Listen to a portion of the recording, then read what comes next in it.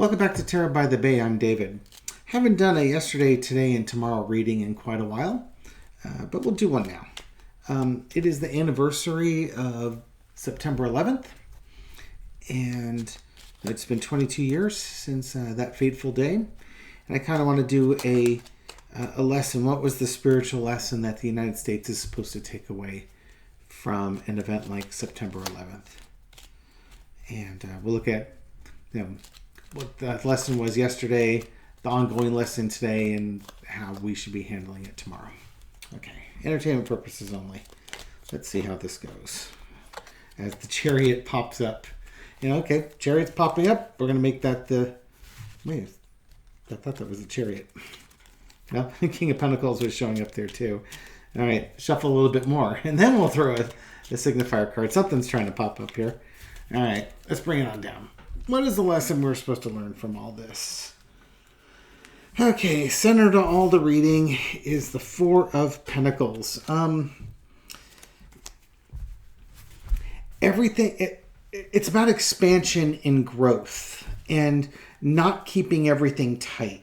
And I can see this as far as the United States. When you're like the only superpower, China is now a superpower, but between the fall of the Soviet Union and the current rise of China, the U.S. was the only superpower, and they were holding on to everything for themselves. They got the best of everything. And people get resentful because it looks like the folks in the United States are hoarding. They're hoarding resources. They're hoarding, they get their way with everything. They're the big kid on the block. Here's an interesting thought that was presented. In Star Wars, Episode 4, New Hope, the first Star Wars movie that came out in 1977, it's about a ragtag group of rebels fighting a highly organized empire that is impeding on their way of life and just steamrolling it. The folks in 9/11, the Taliban, they thought of themselves as the rebels in Star Wars, and that the United States was the empire. And it makes sense from their perspective because they're fighting an overwhelming force as best they can. Now, in the United States, I don't think we like to think of ourselves as being led by Darth Vader and we're the evil empire, but I can understand why somebody in Afghanistan or Saudi Arabia or places like that would view the United States that way. In the past, we had the Lover's card. Okay, so this is kind of like a post-World War II type of environment. The United States and the Allies won World War II. It's kind of me, that's how you bring in the new era. That's when the United States really came into its own. And really started exercising its power beyond its borders, its foreign policy. And they were a powerful country, and they were admired by other countries for their resolve and their ingenuity and such. We have the Page of Swords. These cards are very difficult to keep from flipping. I can read it in an upside down light. The U.S. They were new on the scene. They weren't diplomatic. They weren't great at diplomacy. They just weren't. And the British ran circles around the U.S. in World War II, and now they're on the world stage trying to exert their influence, and they're not very good at it. And maybe they didn't have the best people on it or a great policy or something along those lines, but they kept messing up. And there started to become this complex that things had to be the United States way or the highway. It's not the Five of Swords, but, other countries felt like they couldn't say no. That's more what I mean. They felt like they couldn't say no. If the United States wanted something, the United States was going to take it. And there wasn't much you could do about it because they were a powerful country. And there's your King of Pentacles. And the United States was a wealthy country, but it started to become a greedy country. It wasn't in World War II again, and I keep going on this one. I think the perception, as the way the U.S. mythos would go, is that the U.S. They provided a lot for the Allies. So they provided equipment and material to Great Britain as it was fighting, and Russia as they were fighting off the Germans, the Nazi Party, excuse me, and they could supply Lend-Lease programs. Probably, I'm sure they helped out Canada and Australia and New Zealand, the Anzacs, to help out with this. The United States was just an industrial powerhouse and just really powered through the war. But, they got a taste of being that industrial powerhouse. And when you divide up the world after you win a war, there's a lot of money. And all of a sudden, the industrial war complex, they liked having all that money coming in. And there were politicians and other people that liked having that money coming in. People who were influential saw the power of greed. They saw the power and the wealth the U.S. could have and got greedy with it. So the rest of the world is seeing U.S. as a great power, but they're kind of a bully and they're greedy. And they're not really... They lack a sophistication with it. So, current situation, you've got so that's kind of what was going on in the past. And that's one of the things that led up to 9/11 was the U.S.'s handling of things in the Middle East.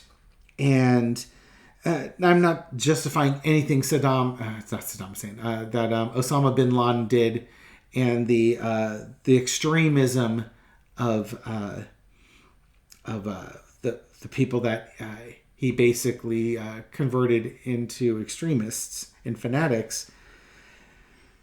But if there's not much hope, it's easy to put anger, and yet you find a boogeyman, and the boogeyman was the United States. And we didn't do ourselves any favors with our policies, especially because we wanted oil. We wanted that oil. Okay, current situation. It's foreign money coming in and backroom dealings and such. And it's starting to be exposed. 9/11, again, we started in the past, the U.S. was, greatly admired.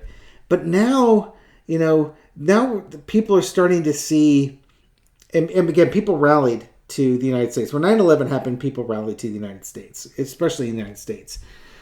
And we're in a similar situation now because there's a bunch of greed and backroom dealings leading up with the insurrection. This is another opportunity for members of the United States to come together to fight this corruption and fight those who would try to turn our democracy into an oligarchy and an autocracy.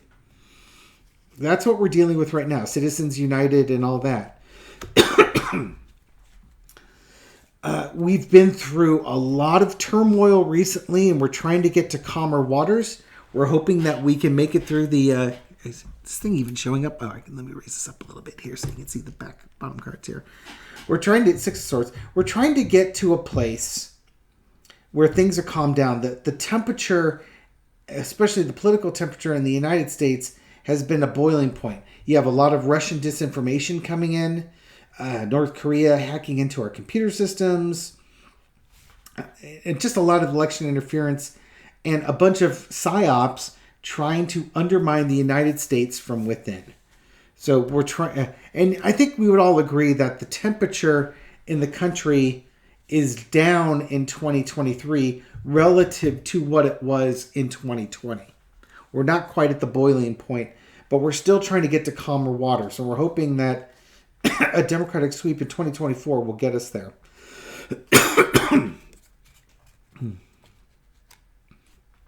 Underneath it all is the High Priestess. It's incumbent on the... This was actually upside down, so I'll just put it that way. The High Priestess, it's about wisdom and feminine divine knowledge, and we've been ignoring the divine feminine for a while. It's all been, Men. Beat on the chest, Dick Cheney type, men. Toxic masculinity.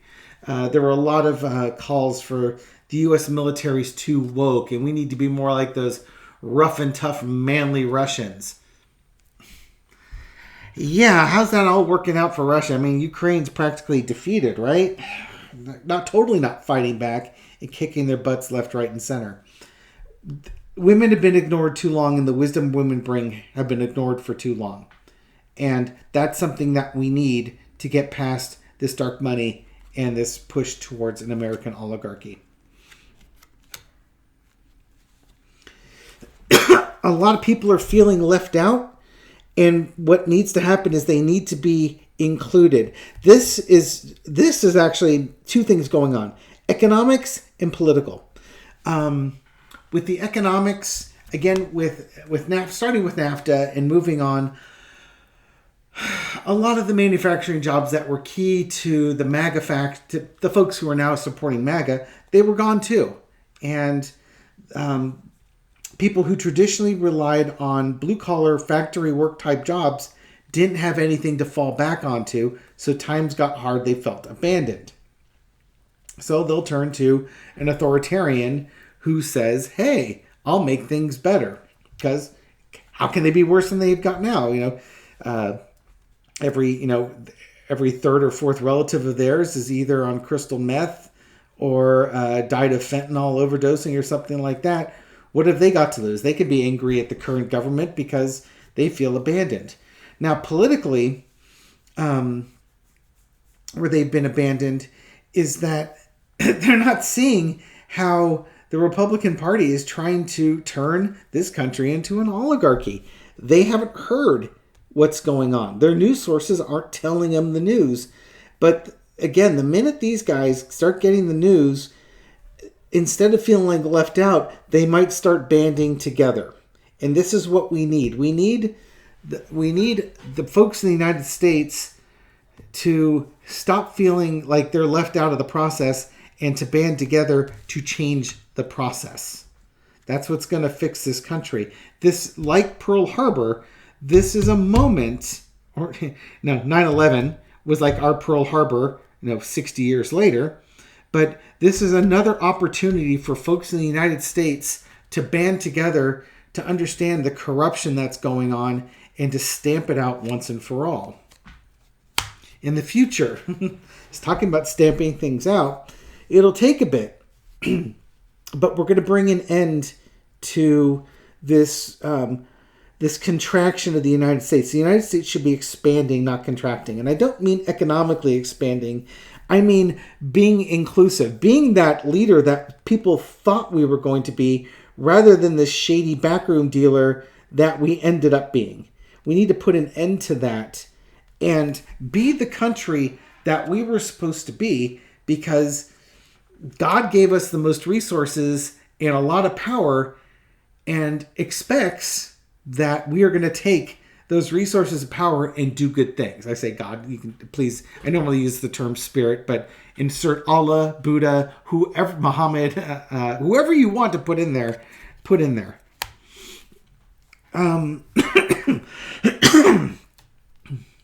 In the future, putting an end to the contraction of the U.S. Need to be more thoughtful about our impact on the rest of the world. A lot more meditative. In this scenario, the U.S. is like a tween or a teenager, where they get anything they want whenever they want. They're really exercising power and really feeling it. Here, they're starting to get, they're in their late teens, early 20s. I don't know how you would characterize it, but we've gone down the wrong path, and we need to right ourselves. And this is righting yourself. You need to be worried about other groups, other people, other countries. It's not just the U.S., it's the world in general. The U.S., one of the amazing things about the U.S. is that when we make up our mind to do something, we can do things really quickly. And we can change things really quickly and on a dime. Not to be overly critical of Europe, but the their change in Europe takes a longer time because of all the different wars that Europe has gone through and all the different boundaries. There's always people grousing about something that happened hundreds and hundreds of years ago. And one of the benefits of the United States is we're not necessarily burdened with that because we're such a young country. So we do have the ability to make rapid changes relative to the old world, as it were. And we're going to need to make those rapid changes because the world's going to need us to lead and to get off the path that we're currently on and get onto the path that we need to be on. Okay, this card was again coming upside down. So the Six of Coins is about charity, giving a little to everybody else. And I think this has to be turned on its head. The United States doesn't have to give a little. We have to... It's funny. The U.S. has to learn to accept. We have to learn to accept generosities of other countries. When's the last time you heard the U.S., other than like COVID and Russia giving us a bunch of broken respirators, when's the last time the U.S. is accepting help from other countries? It doesn't happen that often. And sometimes, and maybe it's because it's humbling or something like that. But also, again, the U.S. has such vast resources that we often have more and we can share. But I think the U.S. also has to understand that you have to be able to accept. And when you can accept and you share, all of a sudden you're on a level playing field. If you're always giving and sharing like this, you're up here and everybody else is down here. And we've got to get rid of that. Everybody's got to be in the same spot. So that's kind of how do you get out of this situation we're in. Think about others, move quickly, and be willing to accept help and advice and guidance from others. Other countries' generosity. Sometimes it's not the money that we need to accept. It's it's their generosity. And, coins can also be health. So we're looking at improving, this could be healthcare in the United States for all you know. That'll go a long way to helping people out. But it's also helping out the health of the rest of the world and accepting that health back. Overarching spiritual lesson on this. Seven of Swords. You can't just keep taking and taking and taking and not expect repercussions for it. The U.S. took a lot from World War II to 9/11 to today, and people got fed up with it. They got fed up that the U.S. was just taking everything and they were leaving crumbs for everybody else. So they took matters into their own hand to expose the U.S. And you think about it, when the Twin Towers went down, we contracted. We contracted big time. We still have TSA in the airports trying to protect all of us. We shut down the airports and our borders until we could come up with a plan to address the situation and get a little more security in place. We were a very free, open country up to that point, and we haven't recovered from that. So there's long-term lingering effects from 9/11. But again, it's about taking more than you deserve, not sharing with others, and just thinking that you deserve it and you can get away with it, and that's going to be fine. This is the lesson the United States have to learn. Stop being greedy.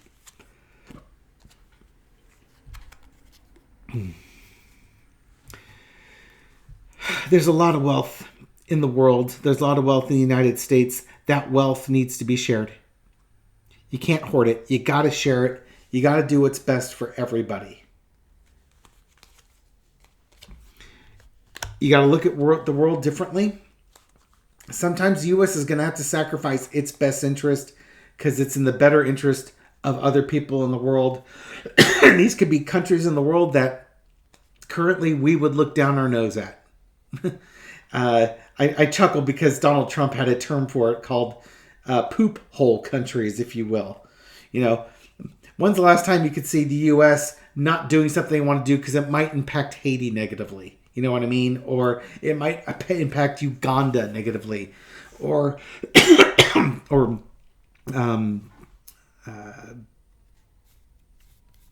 El Salvador or someplace like that. You know, the U.S. has to be better than that. They have to sometimes understand that they need to sacrifice as well for the benefit of others. And ultimately, the reason why you're doing that is everybody needs to be taken care of. We're all one people on this planet. We're one race. We may have different amounts of melanin in our skin, and we have different cultures and different customs and practices, but we are one people. We are, all have the, spirit in our system, our souls, and we're just, we're spiritual beings on a spiritual journey in this material plane, running around in a human flesh suit, trying to make sense out of all of it.